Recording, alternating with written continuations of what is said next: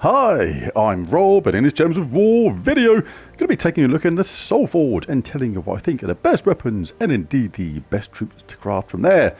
Later on today, I'll be doing invasion videos to show you my Underspy team as well, and also be taking a look at this PvP with this new season starting featuring these new immortals and taking a look at burning chests and how easy it is to get these immortals upgraded. But on to this. Right, let's first take a look at this weekly event troop, Necro Shale. Let's have a look. Eliminate all armor from an enemy and destroy all Doom Skulls. Well, that's pretty good. Gems removed with a board with full effect as if they were matched. So I presume that's going to actually do some damage to troops at the same time. Right, yeah, no, that's not bad. Well, presuming that destroy all Doom Skulls does do that Doom Skull damage to a troop, that's what I'm going to go on that, presuming that. And the traits are okay as well, apart from that middle one's a bit janky. But reduced damage from skulls by 50% is decent. And immune to poison, disease, lycanthropy and death mark is okay as well. But yeah, kind of a semi-solid troop. Between 6 and 7. Don't think it's worth a 7, but I'm going to say that's an okay 6. Not too bad. So yeah, let's grab this all the way to mythic level. There we go. If you've got enough glory, always worth doing that. Always good to get these new troops powered up as quickly as possible. I do like to go to Spoils of War as well. Grab 10 of them if you've got the spare glory. Always good to get some extra stuff.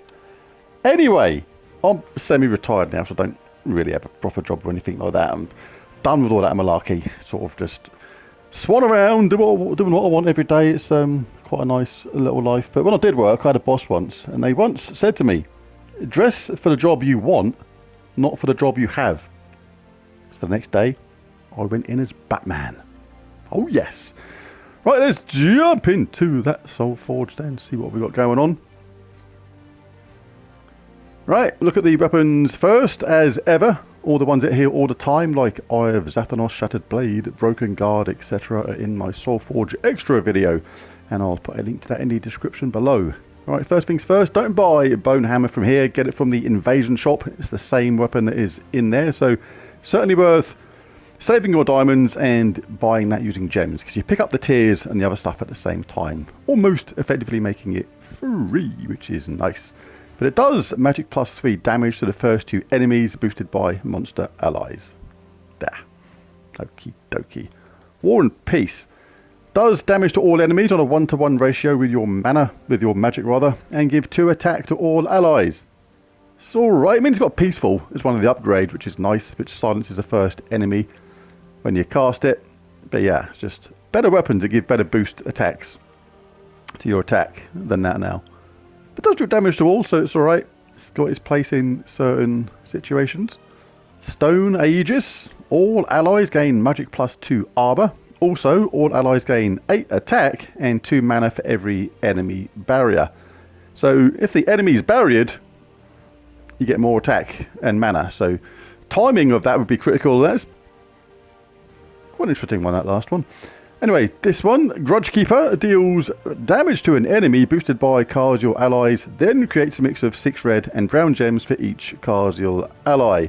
Uses blue and yellow, generates red and brown, so make sure you got at least a couple of other troops in your team using red or brown to make use of that mana, otherwise you're going to be making it for nothing, which is not good.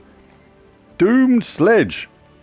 I had a Doomed Sledge once. It was in the winter. And the trouble is, one of the sides was uneven compared to the rest. So when I went down a slippery slope in the snow on a really fast downhill bit, I tended to crash.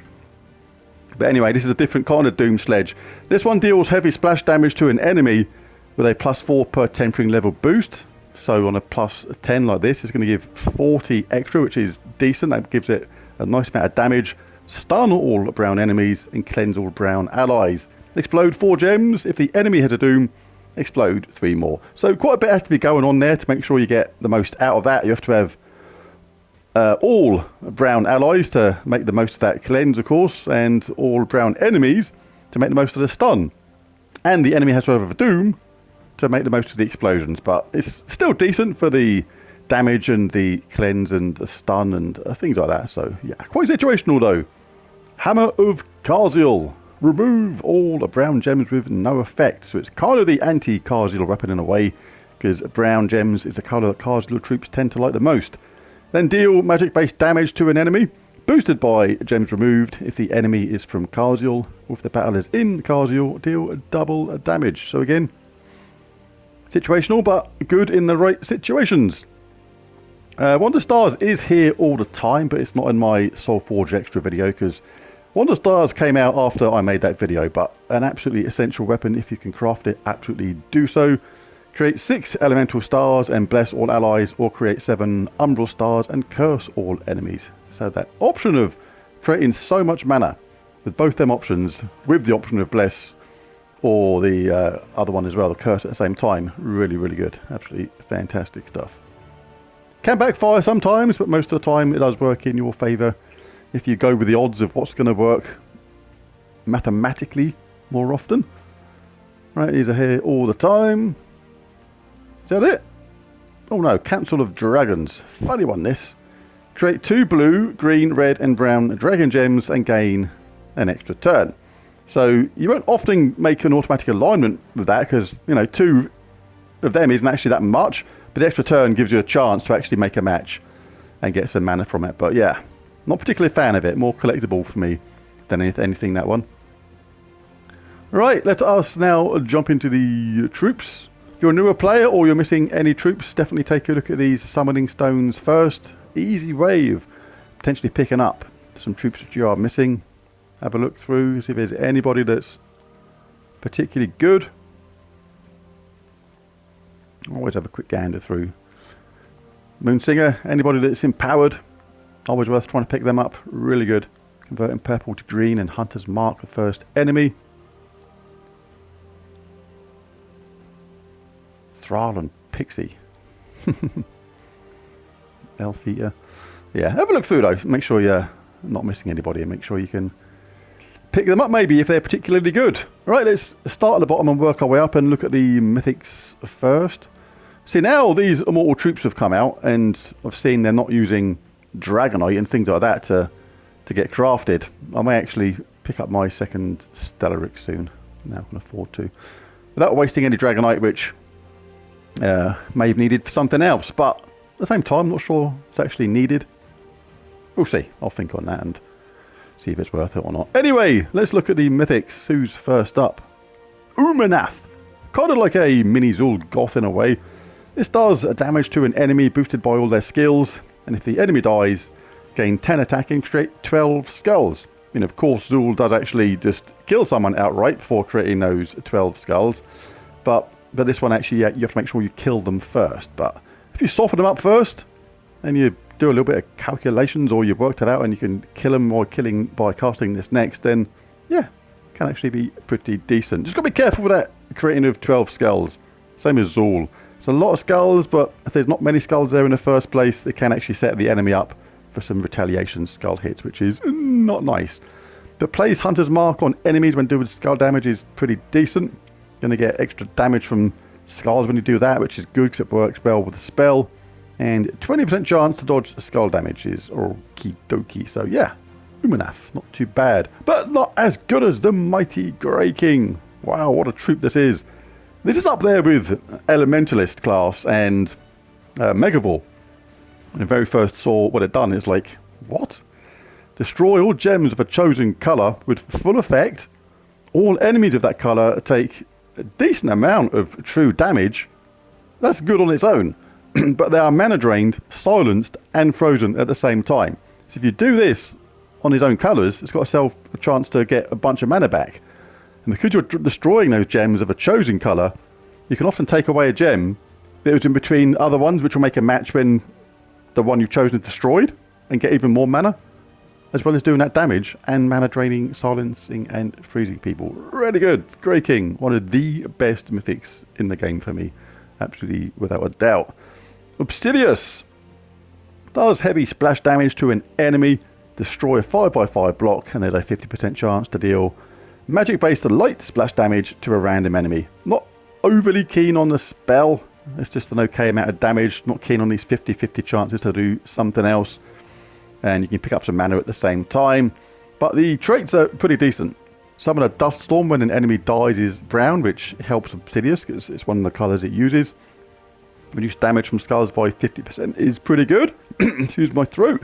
And stun all enemies on 4 or 5 gem matches is one of the best things about it. This is really good for stopping those troops, which are particularly dangerous when they've still got their traits, like a Queen Bee, for example. Just get a 4 match, stun everyone, and that puts a stop to all their traits malarkey, being very helpful towards them. So Obsidius, pretty good. Who's next? Elemaugrim. Deals magic plus 3 damage to all enemies. Creates 9 purple gems boosted by burning enemies. Uses purple itself, so can actually self-charge. Doesn't have a way of burning enemies itself, but it does have darkness to increase all enemies attack by 4 on 4 or 5 gem matches, which is quasi, semi, maybe a little bit useful. Impervious is alright though, immune to all status effects, devour, lycanthropy, and mana burn. But yeah, if you get the enemy burning, if you've got somebody in your team which burns all enemies really quickly, then you can get that extra boost at a 1-to-1 ratio, which means you're going to create 13 purple gems when you cast it. Get that going with a purple storm, someone else that creates a purple storm or something like that, and you are laughing, and you can just cast Elemaugrim and just repeat cast it, because it will have a very good chance of getting charged up and doing it again. So yeah, Elemaugrim, very good as well. Some nice mythics here today. Who's the last one? What was that here? Have I done 4 already? Elemaugrim? Obsidius. Oh yeah, Great King of Umenath. Wow. Good set of mythics here today, but let's take a look at these legendaries now. Just ever so quickly, because I want to look at these immortal troops. I've been looking forward to this myself. Alright, we have Starflower. Do like Starflower. Love me a bit of Starflower. Just ask Ben Templar in Rob Slayer Battles, and he'll know all about how much I love Starflower. Dealing damage to all enemies, boosted by ally and enemy fade. Well, this is really good for a legendary. So damage to all enemies, boost with a boost, has a summon, and also a 20% chance to transform a random enemy to a pixie. And that seems like a fair 20% chance as well. Some of these percentage chances in this game sometimes seem a little bit iffy, if you know what I mean. But this 20% chance one seems actually pretty reasonable. But also a 50% chance to fairy fire a random enemy at the start of my turn is really good as well. Which means basically that damage to all can get magnified by 50% really, really easily. So yeah, do like Starflower. We have Queen Grapplepot. She's the queen of grappling with her pots. Does damage to all enemies boosted by ally and enemy goblins and gains an extra turn. And all allied goblins gain 5 life on 4 or 5 gem matches. It's the best of the traits. Autumnal Imp. Scatter damage looks like a low amount and destroys 10 gems. If an enemy dies, gain 8 magic. But it's that fall there. Gain 8 magic on brown gem matches, which is the thing which is really cool. Get this, going in a brown storm, and you can pick up loads of bonus magic and get it really powerful fairly quickly if you're not after a particularly mega fast game. Jarl Fire Mantle. Create 9 red, 9 yellow gems, and deal magic plus 4 damage to an enemy. So, and if you get lucky with that, that can just repeat and repeat and repeat. It's happened to me before when, ages ago, I remember like seeing this in the dungeon or something. And sometimes, if it got going, it would just keep on getting lucky with that red side of things and just charging itself up and doing it again and just sit there watching it for ages, which can be annoying. But burn a random enemy on 4 or 5 gem matches, gain 3 to all skills if in first position, and gain 2 life on 4 or 5 gem matches. But who are we going to give our mythic of the week to? Elemaugrim is really good. So is Obsidius for that stun. The Grey King and Umenath. That's got to be the Grey King, is pretty much no doubt about it. Destroys all gems of a chosen colour. You can make it self-charge like that. Really good. All enemies of that colour take a huge amount of true damage and a mana drained, silence, and frozen. The fact that it's those traits as well, like mana drained is awesome. Silenced, can't collect mana, can't cast spells, is really good as well. And frozen, it's just awesome. Get the Grey King. If you have the diamonds, just get the Grey King today. Absolutely fantastic. Right, I'm jumping off of here. I want to look at this immortal stuff, and I've got put together my invasion team for you to have a look at later on. But there it is. There's the video. If you enjoyed it, it'd be really cool if you bash that like and subscribe button. It really does help. But most of all, thanks for watching. I'll be back back later on. Bye for now.